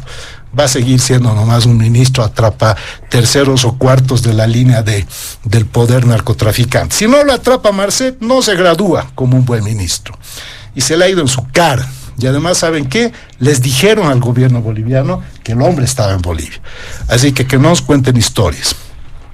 Por tanto, Bolivia es un país que produce cocaína. Y por eso ahora se han intensificado duramente los operativos en el Chapare, porque como hay una disputa política y porque hay que hacerle una encerrona a Evo Morales, hay que atacarlo por los lugares más sensibles, y atacar este aspecto es atacar también la economía. Entonces hay una estrategia envolvente, lo están sofocando, lo están acorralando, le están empezando a amenazar que le van a quitar volúmenes de producción, todo un show para minimizar su poder, para tratar de dar la sensación de que los cocaleros buenos son los de los yungas, una total falacia, porque en los yungas también hay una producción importante y también hay coca excedentaria, 35% de producción excedentaria. Entonces no estamos jugando un juego limpio, estamos nuevamente sumidos en una disputa política de un partido político que tiene sus intereses corporativos en las tierras, en el narcotráfico, en el contrabando, en el avasallamiento, en todas las esferas. Como dice un ex ministro de el señor Evo Morales, en Bolivia hay enclaves territoriales que funcionan como organizaciones criminales, donde hay explotadores de madera, avasalladores de tierra, explotadores de minerales. Los cooperativistas mineros serán el 10% legales, el resto son absolutamente, no tienen ficha ambiental, están envenenando los ríos, no tributan, se llevan el oro, sacan como si fuera brosa, no dejan nada al país, encima están dejando un impacto ambiental absolutamente irreversible y nadie dice nada. Nadie dice nada. Y así como hablamos de la reforma judicial, donde el presidente podría salir en su mensaje de cada año, en vez de hablarnos de milongas, podría decir: voy a impulsar una verdadera reforma del sistema judicial. Otra cosa sería eso. También podría decir: voy a luchar contra la corrupción. O también podría decir: voy a defender el medio ambiente. Pero estas disputas intestinas, que son un excremento para los bolivianos, es en lo que andamos todos los días regodeándonos y no podemos salir del pozo. Otro problema que nos permite identificar que la pelea del MAS está llegando a todas las esferas. Esto que acabas de mencionar como segundo punto, querido José Luis, nace a raíz de la disputa entre las dos facciones del MAS. Muy bien, muchas gracias, don Franklin Pareja. ¿Qué dice José Pedro Ugarte en este segundo punto? ¿Qué es lo que ocurre en esta temática? ¿Qué irá a suceder hacia adelante o simplemente son anuncios, parte de la pugna política? Bueno, José Luis, es otra cosa más que se ha politizado. O sea, las judiciales están ya de un plano estrictamente administrativo jurídico a la politización, y el tema de la coca va por la misma suerte. El consumo humano que existe efectivamente ha sido sobrepasado por lo que nos dice la 1DC, la Oficina para las Naciones Unidas contra la Droga y el Delito. Pero debemos hacer una pequeña retrospectiva en lo que viene a ser la nueva politización de la hoja de coca. Con la asunción del movimiento al socialismo en el año 2006 y la nueva constitución política del año 2009, hace que se incorpore en la Constitución Política del Estado el artículo 384, que establece que el Estado protege a la coca originaria y ancestral como patrimonio cultural, recurso natural renovable de la biodiversidad de Bolivia, y como factor de cohesión social en su estado natural, no es un estupefaciente. La revalorización, producción y comercialización e industrialización se regirá mediante ley. Posteriormente a esto, luego de 50 años casi que la ONU determinaba como ilegal la culico de hoja de coca, el año 2013 la misma Organización de Naciones Unidas determina levantar esta penalización y determina mediante la resolución correspondiente, estableciendo por una votación de 169 países de 183, de los cuales solo 15 se abstuvieron, pero 169 hicieron que se levante todo esto. en base a la explicación que se dio en su momento. De igual manera, no debemos de olvidar que si bien es materia base para la cocaína como tal, existen más de 250 variedades, solamente 2 de ellas un poco más tienen alcaloides. Como decía también Franklin, no es que nosotros seamos el primer país productor de coca, ¿no? Tenemos a Colombia, tenemos a Perú y después Bolivia como tal, lo cual debe ser tratado de igual manera con muchas pinzas. A consecuencia de todo esto se genera una nueva ley de administración, si quieres llamarlo así, de control de la hoja de coca, muy aparte de lo que establece la ley 1008 desde los años 90 como tal. Pero lo que llama la atención a la fecha es efectivamente, que no podemos negarlo, es de que por esta misma Oficina de Naciones Unidas se determina que ha existido un incremento del 4%, de pasar a 29.400 hectáreas a 30.500 el año pasado como tal. Por lo que te indicaba de Naciones Unidas es quien establece esto. Este 4% hace nomás de que existe una diferenciación entre lo que existe la zona central del trópico de Cochabamba, con un 6%, de pasar de 10.606 hectáreas de cultivo a 11.270. En la zona subtropical, porque estos informes ya te divide en lo que viene a ser los yungas de La Paz, con un aumento del 2% de 18.302 hectáreas y un aumento a 18.756 hectáreas, con una disminución del 9% de 510 a 464 hectáreas. Es lo que indicó en su momento Troll Bester, el veedor o el encargado de la oficina en Bolivia. De igual manera debemos de recordar, y no echarle toda la culpa al anterior gobierno como tal, o buscar culpables, ¿no? Pero debemos recordar que el año 2003 quien legalizó el cato de coca fue el presidente de su momento, ¿no? Carlos Mesa fue quien legalizó el cato de coca el año 2003, y posteriormente ya viene todo el cambio constitucional que he podido describir anteriormente. De igual manera, nadie puede defender que lo excedentario o del consumo humano vaya a la producción de droga como tal, y debe ser estrictamente controlada por el gobierno.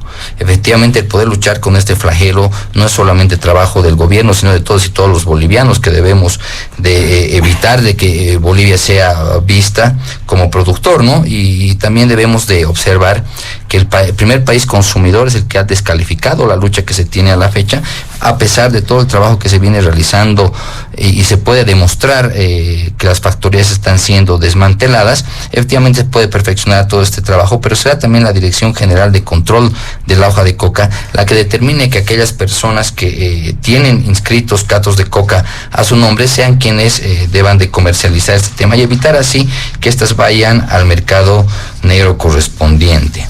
El poder determinar y poder dar certeza del manejo de la hoja de coca va a dar un reflejo de certeza del trabajo que viene realizando el Estado boliviano, tanto como la UNODC y a la Unión Europea como tal, que son los principales en control de este estupefaciente a nivel internacional, y la lucha debe ser perfeccionada. Hemos podido ver de que en tiempo esta parte, el caso de España, por ejemplo, el caso de Argentina, hayan tenido como procedencia en Bolivia, y debe ser la certeza que debe dar el Ejecutivo como tal de encontrar a aquellos responsables de poder haber enviado esta droga y de haber determinado quienes han establecido. No puede ser que una aeronave alquilada por la insignia boliviana haya aparecido en España como tal, y los responsables tienen que ser desmantelados como tal, ¿no? O sea, la lucha contra el narcotráfico es tarea de todos.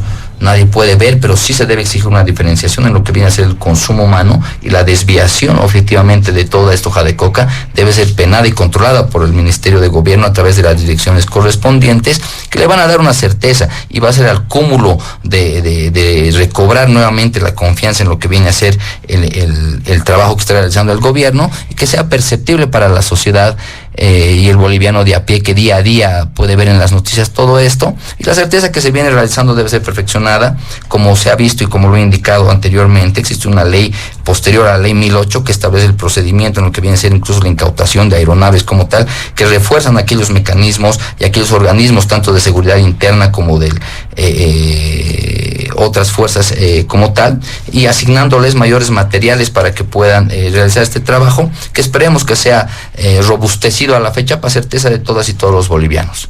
Muy bien, gracias, don José Pedro Ugarte. Para dar cuenta también de este segundo punto del programa, José Luis Bedregal, ¿qué aspectos se pueden resaltar? Adelante. Bueno, el sector cocalero en Bolivia es un sector tremendamente poderoso, tremendamente poderoso. Los cocaleros deben ser un grupo privilegiado en este país. Las razones se las puede analizar en otro momento, pero debe quedar claro que la coca es una industria que maneja por sí sola millones de dólares, con facilidades además que muy pocos otros sectores tienen, tal vez solo comparado con el de la minería, por su vínculo también a la minería ilegal, ¿no? Pero con facilidades que la gran mayoría de los bolivianos, emprendedores, pequeños empresarios, comerciantes, profesionales, no tenemos.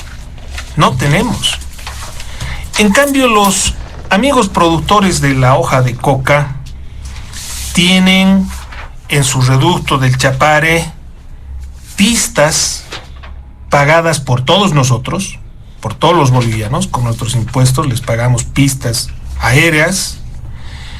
Tienen seguridad, pero al margen del Estado, una seguridad propia, un sistema de seguridad propia.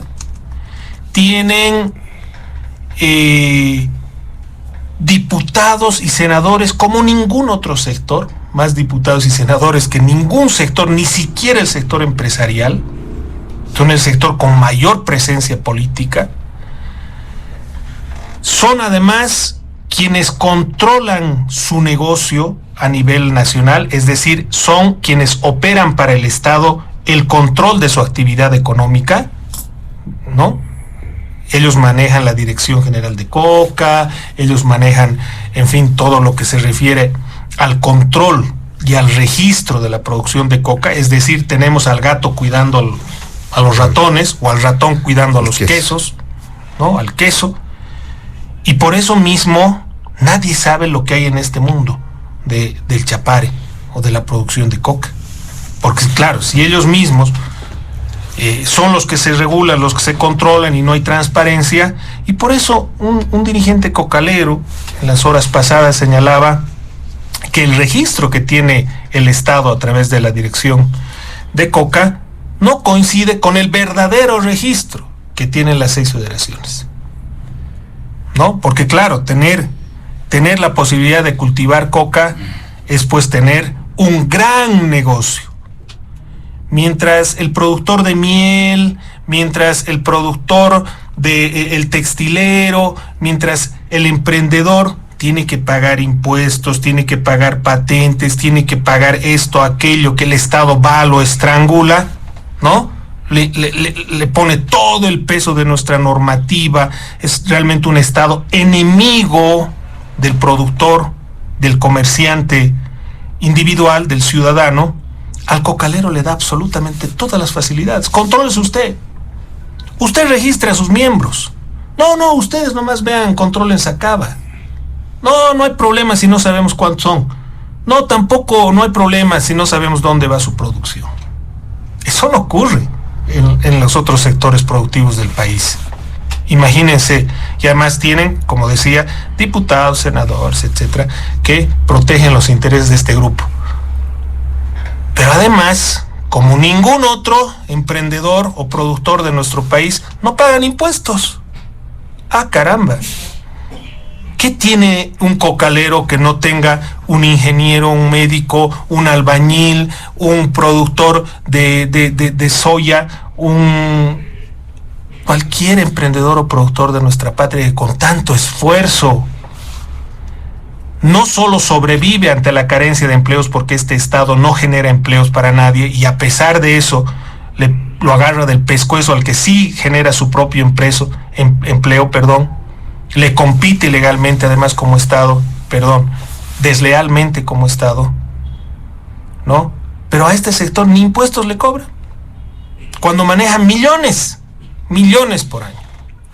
Entonces, aquí parece que estos ciudadanos, ¿no?, tienen una protección tan alta por parte del Estado y han logrado tanto poder, que es una cosa que tenemos que analizar, si está bien o está mal. Ahora, la producción de la coca del Chapare, yo realmente he lamentado las declaraciones del presidente del Senado de manera, no sé si fueron declaraciones despectivas hacia el pueblo boliviano, hacia los periodistas, ante las consultas que reiteradamente creo que le hiciste, José Luis, respecto a dónde va la hoja de coca. Y él, de una manera lo más suelta de cuerpo, dice que va pues a Santa Cruz también para el Acullico, y cuando la coca de La Paz pasa por Sacaba, ahí la mezclan, ¿no? Y entonces legalmente la coca del Chapare va al Acullico. ¿Qué piensa el senador, el presidente del Senado, el ciudadano Andrónico? ¿Que el pueblo boliviano es ignorante? ¿Nos toma por ignorantes? ¿Dónde es pues la planta de mezclado de la coca para que la coca del Chapare se mezcle con la de los Yungas y entonces se distribuya al minoreo? ¿Dónde es, presidente del Senado? Infórmenos. No, o es al detalle, en el detalle, o sea, todos los comerciantes tienen en sus tiendas, en sus almacenes, esperan la coca de los Yungas, reciben la del Chapare y la mezclan y entonces la venden. No nos mienta, presidente del Senado, usted es un político joven, señor Andrónico, pero parece que ya está contaminado por las viejas mañas, por las malas mañas de la vieja política, ya está contaminado. Porque todo el mundo sabe, José Luis, que la coca del Chapare no sirve para el picheo. Porque además es dura como un cartón. Señor Andrónico, yo quiero verlo pichando coca del Chapare, por lo menos en lo que resta del año. No le mienta al país, senador. Nosotros le pagamos su sueldo y exigimos respeto. Lo real es que, de acuerdo a los informes de la Oficina de Drogas y de Lucha contra el Delito de Naciones Unidas, aunque Franklin no le tiene mucha confianza, es que por los propios informes, y tal vez por esto Franklin no confía mucho, porque son informes oficiales de la Dirección General de Coca e Industrialización, o sea, informes del propio gobierno, el 94% de la coca, dice la Dirección General de Coca, no pasa por el mercado legal de Sacaba. ¿Por qué no pasa por el mercado legal si, según el presidente del Senado, es coca que va al picheo? No pasa por el mercado legal, presidente del Senado. Si usted no quiere reconocerlo, no pasa por el mercado legal de Sacaba porque va pues al comercio ilegal. O sea, no nos mientan. Y creo que es pertinente sumarse a las voces que dicen que se conforme una comisión especializada, tal vez una comisión mixta del Parlamento para que justifiquen su salario nuestros conciudadanos diputados y senadores, y que se haga una investigación, se levante una investigación seria, con, si es necesario, con veedores internacionales, para de una vez por todas desenmascarar y tener claridad de a dónde está yendo la coca legal del Chapare, porque sabemos dónde va la ilegal. ¿Dónde va la coca legal del Chapare?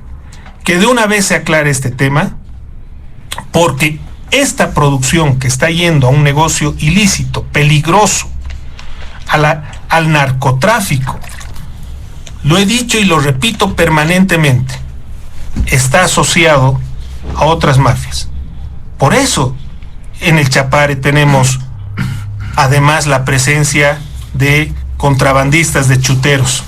Por eso los carros que se mueven ahí no tienen placas. Por eso tenemos tráfico de precursores en esa zona y nunca peces gordos del tráfico de precursores. O cuando hemos visto que se detengan cisternas. No, eso, los precursores están ahí tranquilos. De aquí sale cocaína de Bolivia, pero ¿con qué precursor se harán? Nadie sabe cómo entran, cómo salen, cómo se mueven. Y ahí la oficina responsable de hidrocarburos también pues tendrá que decirnos cómo está ocurriendo esto. O es que una cisterna puede pasar desapercibida, porque no es una, no es una cisterna. Está subvencionada además. Cisternas, como bien dice Franklin, subvencionadas además, precursores subvencionados por el bolsillo de cada uno de nosotros que estamos en este momento contribuyendo para tratar de salir adelante con nuestros impuestos, bolivianas y bolivianos que están escuchando el programa en todo el país en este momento, contribuyendo para que los narcotraficantes tengan combustible subvencionado, precursores subvencionados.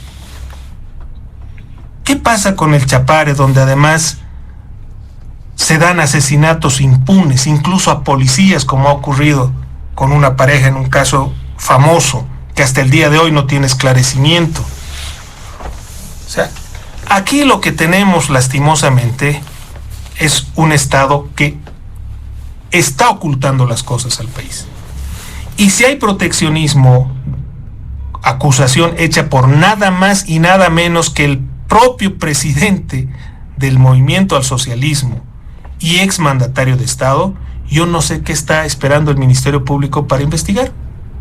Y para citar de entradita al expresidente, que es quien ha declarado esto, al exministro de Gobierno, ¿por qué no lo cita? ¿Por qué son tan rápidos, tan habilosos para perseguir a los dirigentes políticos, a las autoridades de oposición?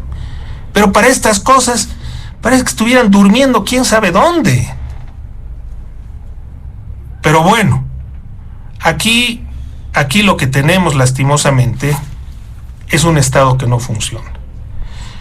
Y voy a cerrar, también lamentando que además para ocultar esto, el gobierno nos dice, vamos a invertir en una planta procesadora de coca, Cocabol, 62 millones de bolivianos, Cocabol.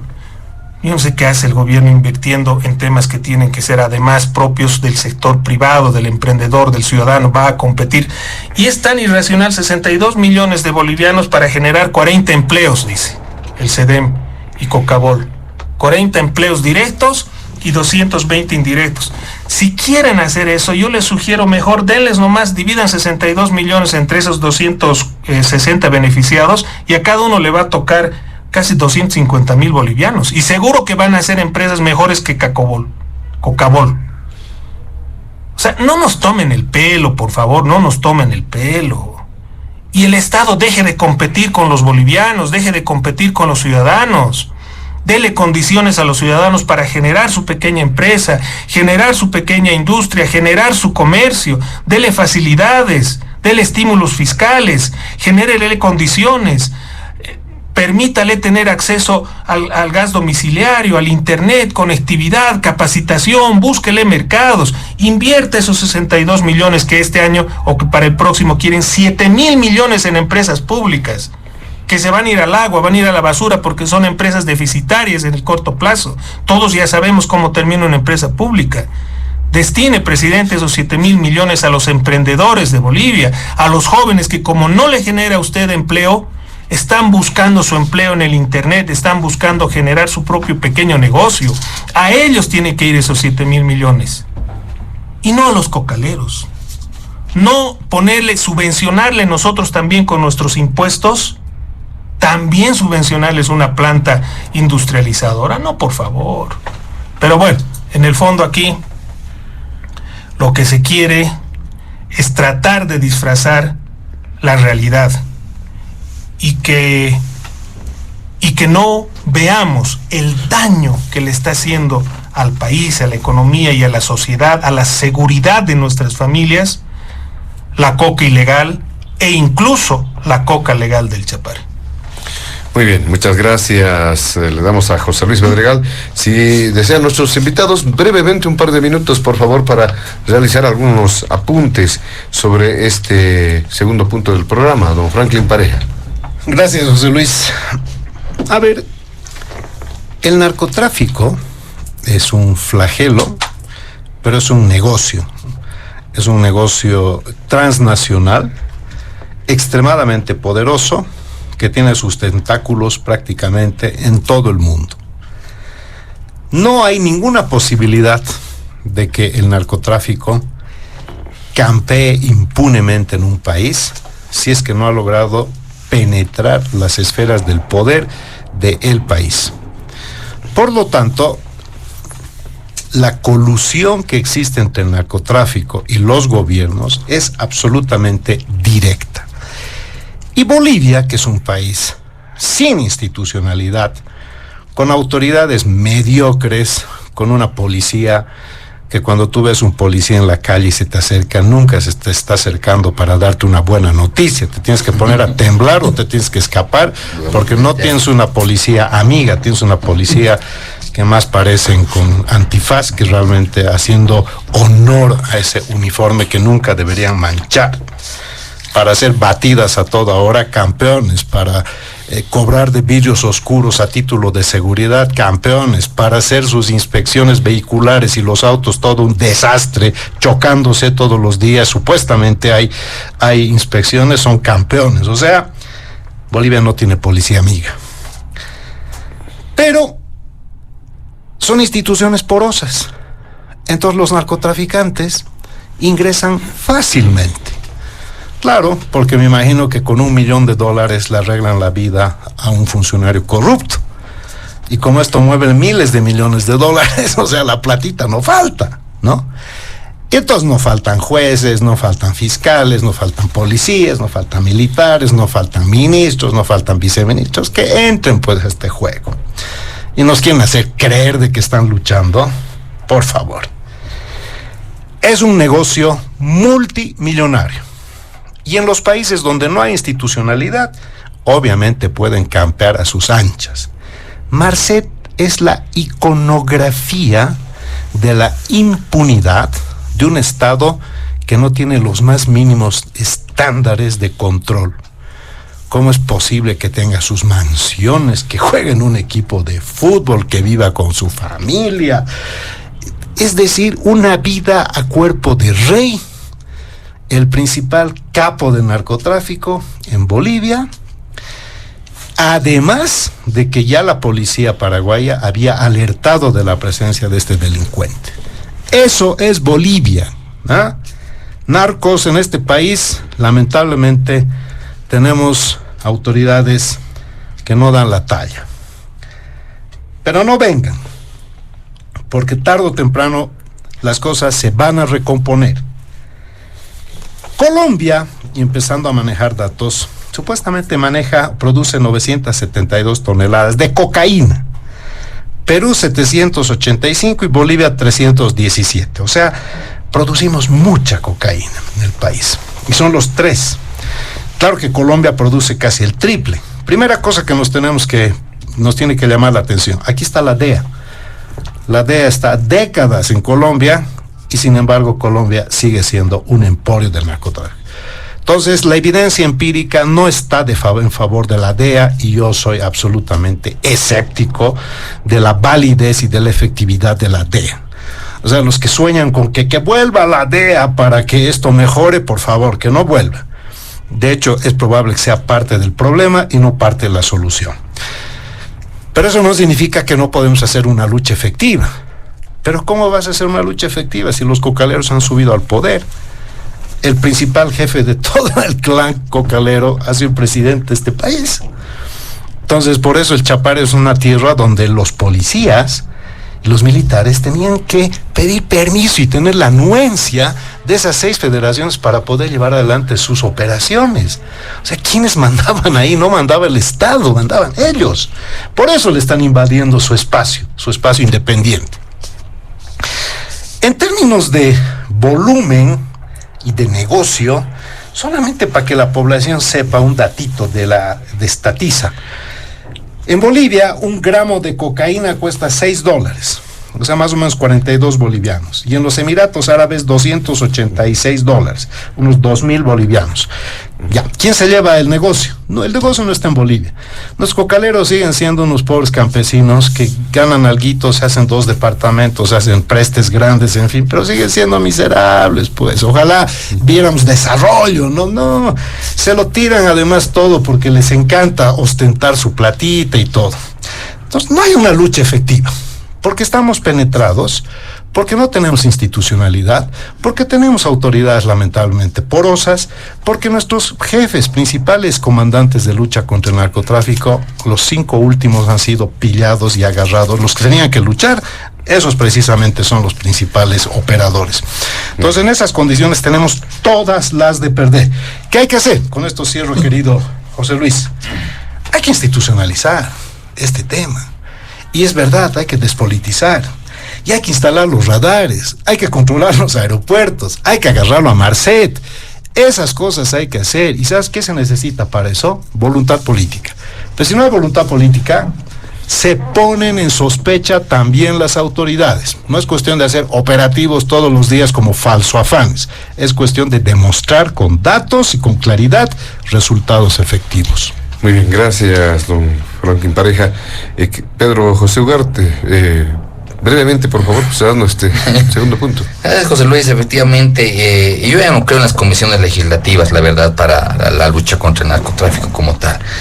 Creo y comparto que debe ser la sociedad civil, con la creación de políticas de Estado, de maneras claras y seguidas por la población como tal, las que puedan demostrar una verdadera lucha de lo que viene a ser la droga como tal. Nos ha dado cifras interesantes, Franklin, pero todo esto conlleva al cambio verdadero que debe existir en la justicia. Siempre lo he dicho que esto es un tema integral entre lo que es la policía, la fiscalía y los administradores de justicia como tal. Si no cambiamos efectivamente a nuestra entidad de seguridad del Estado, es pues muy difícil que podamos combatir de manera clara, concreta y precisa contra el narcotráfico, pues ellos son los que están en directa conexitud con el delito. Y también las agencias de otros países no luchan contra este flagelo. De un tiempo a esta parte se vería una suerte de simplemente de regulación del mercado como tal, puesto que a la fecha seguimos teniendo cifras alarmantes en lo que viene a ser el consumo de drogas a nivel mundial. Tenemos en Albania, Escocia, Estados Unidos, Inglaterra, España, Australia, Uruguay y Chile como los primeros consumidores de droga como tal. Y también alarma que de un tiempo a esta parte hay como 39,5 millones de personas, se ha aumentado un 45% en los últimos 10 años el consumo a nivel mundial de la droga como tal.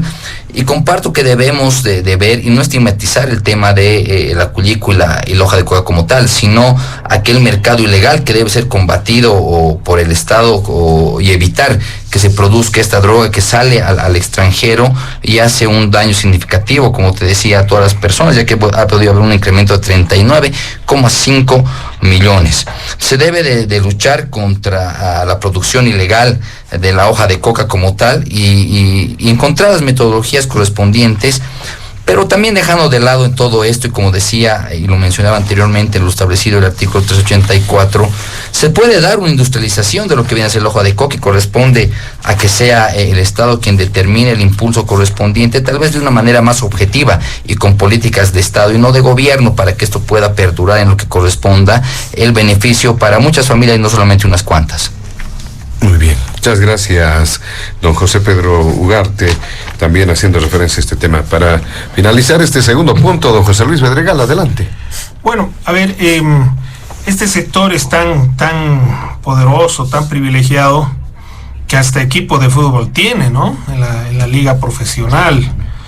Yo quisiera ver si los productores de leche, los bordadores, el magisterio podría alcanzar a tener un club de fútbol. O sea, no. Bolivia tiene que cerrarle el paso al narcotráfico, porque el narcotráfico nos trae mucho dolor, mucha pérdida, ya estamos viendo a los sicarios, estamos viendo todo lo malo que una sociedad tiene, lo trae generalmente el narcotráfico detrás suyo. Tráfico de personas, secuestros express, etcétera. Y la única manera para cerrarle el paso al narcotráfico es tener voluntad política. Voluntad política.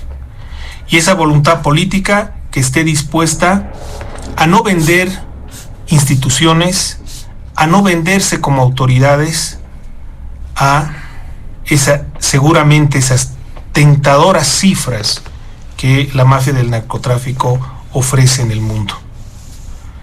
Yo, querido José, a la industrialización de la coca no le tengo fe, porque si fuera un producto que tenga mercado, ya otros empresarios en otros países ya hubieran apostado por ello, ¿no? Y no existe. De hecho, en Bolivia no existe, no puedes encontrar dentífrico de coca, galletas de coca, o sea, porque no tienen mercado, porque no sirve para eso. Pero aquí lo que hay que hacer es mostrar desde el Estado, y eso no va a ocurrir mientras estén estas autoridades, mostrar desde el Estado decisión política para cerrarle el paso al narcotráfico.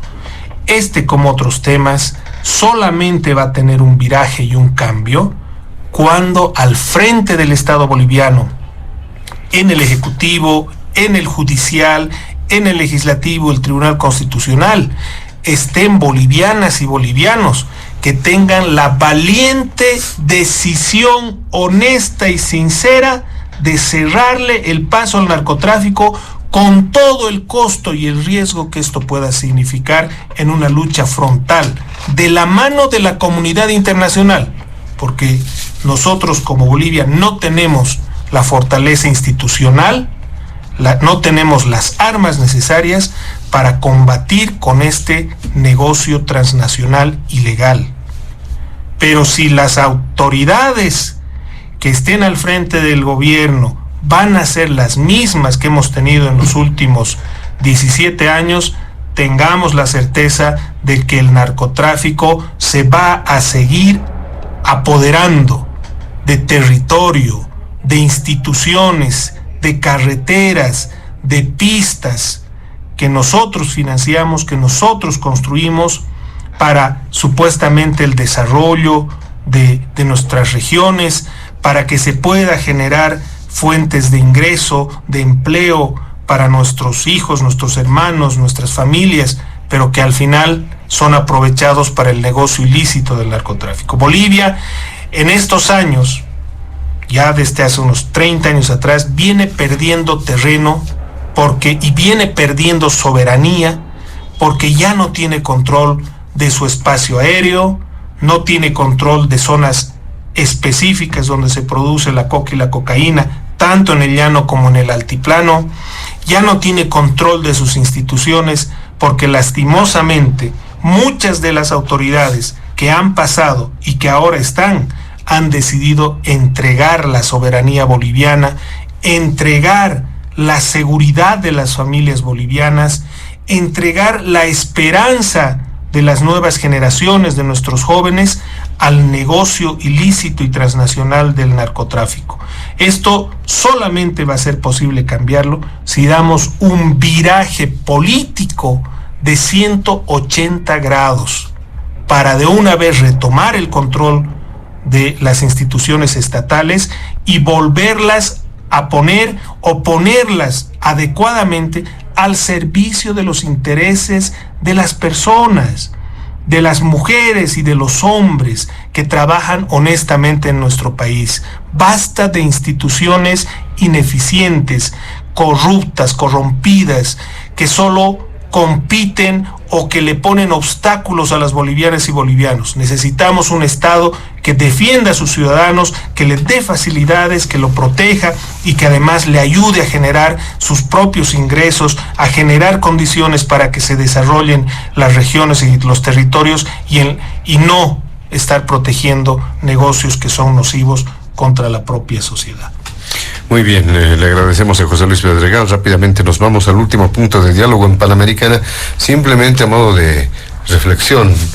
Un par de minutos de igual forma que tiene que ver con este tema de la falta de agua. En algunas regiones mucho se ha cuestionado la falta de políticas de distintos niveles del Estado. ¿Qué es lo que hacer que se puede hacer en este tema? ¿Cómo han visto este asunto? Don Franklin Pareja, por favor, muy brevemente. Gracias, José Luis. Bueno, yo creo que este es el drama que ahora nos va realmente a afectar de una forma profundamente, casi dramática, porque ya estamos viendo la disminución de los recursos hídricos en el altiplano, en el oriente. Es claro que el cambio climático lo estamos sintiendo a nivel global, por tanto no es un fenómeno únicamente de nuestro país.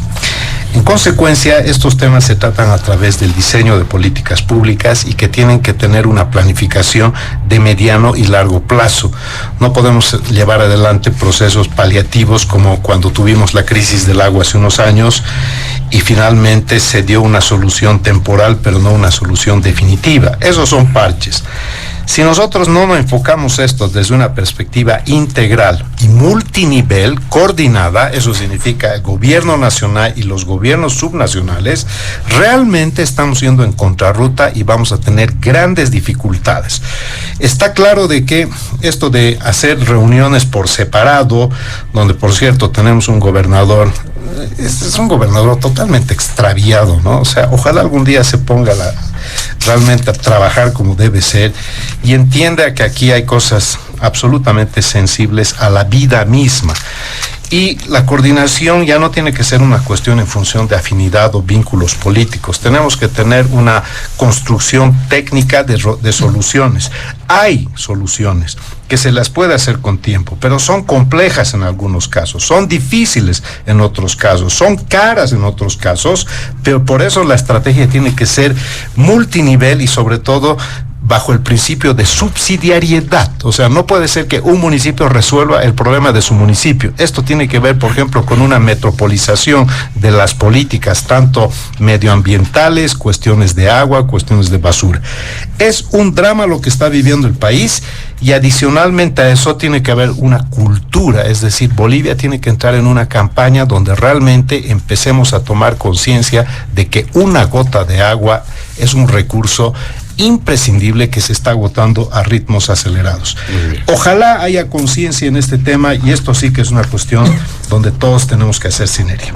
Gracias, José Luis, y gracias como siempre a Panamericana. Gracias, don Franklin Pareja. Para finalizar en este último punto, don José Pedro Ugarte, brevemente, por favor, un par de minutos. Gracias, como decía anteriormente, Franklin, es un tema a nivel mundial, o sea que creo que de ese tema sí no se le puede echar la culpa al gobierno.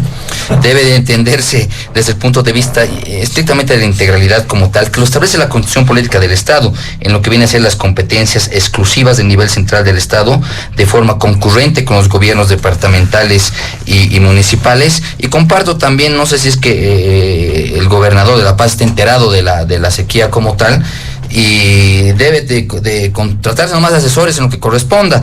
También recordarle al alcalde, al burgomaestre, que ya no está en campaña, que está electo ya y debe darle solución a la ciudadanía de La Paz como tal. Debe haber una política de Estado que perdure en el tiempo, pues este problema ya lo hemos tenido el año 2017, también creo, y se ha podido ver en las redes sociales, que podríamos nuevamente encontrar medidas alternativas a lo que viene a ser en la utilización de las Fuerzas Armadas como tal, concretamente a la Fuerza Aérea Boliviana, que el año 2017 ya bombardeó nubes. Creo que sería una medida muy extrema, pero que no debemos de dejarla de lado. Hemos podido ver que el fenómeno del Niño ha atacado en muchos lugares donde había agua, ahora hay sequía, donde había desiertos, ahora hay inundaciones. Y realmente esto conlleva a generar políticas perdurables en el tiempo. La concientización, como se decía, de igual manera debe ser primordial ahora de todas y todos los estantes de Bolivia, Bolivia. De igual manera debemos de dejar de politizar este tema y darle una solución concreta. Hemos podido ver de que la ciudad de Santa Cruz está queriendo ver una alternativa como tal, pero se ve politizada, y esto retrasa la atención de esta problemática que poco a poco nos va atacando, ya que se ve la época de racionalización. Esperemos que sea atendida de manera pronta por el gobierno central y tome la batuta en lo que corresponde, ya que los gobiernos subnacionales y municipales no le dan solución a Bolivia. Aprovecho nuevamente para mandar un saludo a las bellas tierras de Santa Cruz y Cobija como tal, y agradecerte a ti una vez más, y un saludo a todas y todos que nos escuchan en lo largo de nuestro territorio boliviano, de este a oeste y de norte a sur. José Luis, muy buenos días. Muchas gracias, don José Pedro Ugarte. Para finalizar también, José Luis Pedregal, en este último punto. A ver, lo que estamos viviendo y lo peor que se viene, que vamos a vivir, justamente es el resultado de ausencia de políticas públicas. Porque el cambio climático, que bien señala José Pedro, no es un tema con el que hemos amanecido hoy. Es un tema que sabíamos que iba a venir, sabemos que va a empeorar. Es decir, eso, pues, cuando uno es gestor público, un elemento básico de la gestión pública es la planificación estratégica, la planificación de corto, mediano y largo plazo. Un gestor público, una MAE, una máxima autoridad ejecutiva, tiene que tener criterios de gestión pública y por lo tanto de planificación estratégica. Si no conoce esto, tiene que tener pues asesores que sí lo conozcan, y tenemos que saber cómo va a estar el tema climático este año en el corto plazo, dentro de 5 y dentro de 20. Pero si vamos a querer actuar cuando el problema ya está acá, porque hemos estado farreando, hemos estado celebrando, hemos estado de parranda todos estos años, por supuesto que los perjudicados van a ser los ciudadanos. Y es que el problema que tenemos y que hay que cambiar es que seguimos poniendo al frente de las instituciones públicas improvisados, gente que no sabe, gente que tiene más aptitud para el show que para la gestión pública. ¡Basta! Necesitamos a las mejores bolivianas y a los mejores bolivianos, a quienes se han esforzado para prepararse, porque hasta las familias más humildes de nuestro país, familias campesinas, indígenas, de las áreas rurales más pobres, hacen un tremendo esfuerzo para que sus hijos lleguen al colegio. Hacen un esfuerzo para que vayan a un instituto técnico o a una universidad. Y esos jóvenes profesionales que ganan experiencia tienen que estar, y los adultos también que han acumulado experiencia, tienen que estar al frente de las instituciones para manejarlas adecuadamente, y quienes se hayan formado, hayan hecho sus posgrados. Yo soy docente y comparto permanentemente con profesionales que se están formando en la gestión pública, pero están como directores, están como viceministros. La gran mayoría no, porque los directores, los viceministros, los jefes son el ahijado, el que cargó las banderas, el que no sé qué, el que paga el alquiler del escritorio, el que ha comprado la pega. Basta, porque le hacemos daño al pueblo, le hacemos daño a la sociedad. Cambiemos de una vez eso y pongamos al frente a las mejores bolivianas y bolivianos. Muchísimas gracias, José Luis, y un saludo a toda la querida Bolivia. Muchas gracias. De esta manera, amigos de todo el país, llegamos a la finalización de Diálogo en Panamericana. Nos despedimos, pero antes nuestro saludo cordial a Santa Cruz y a Pando. A pocas horas, obviamente, de la efeméride departamental de Santa Cruz, una fecha también importante para Pando por su aniversario de creación. Agradecemos la presencia de nuestros invitados especiales en este fin de semana, al politólogo Franklin Pareja. También estuvo con nosotros José Pedro Ugarte como analista, y finalmente José Luis Pedregal como coordinador de Sol.bo. A nombre de la dirección de Panamericana, la planta ejecutiva y quien les habla, José Luis Flores, el compromiso de que el programa retorna el siguiente fin de semana. Permiso. Diálogo en Panamericana.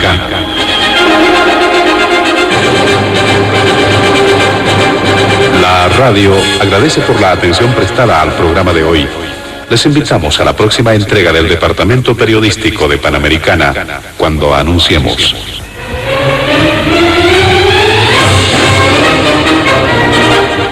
Diálogo en Panamericana.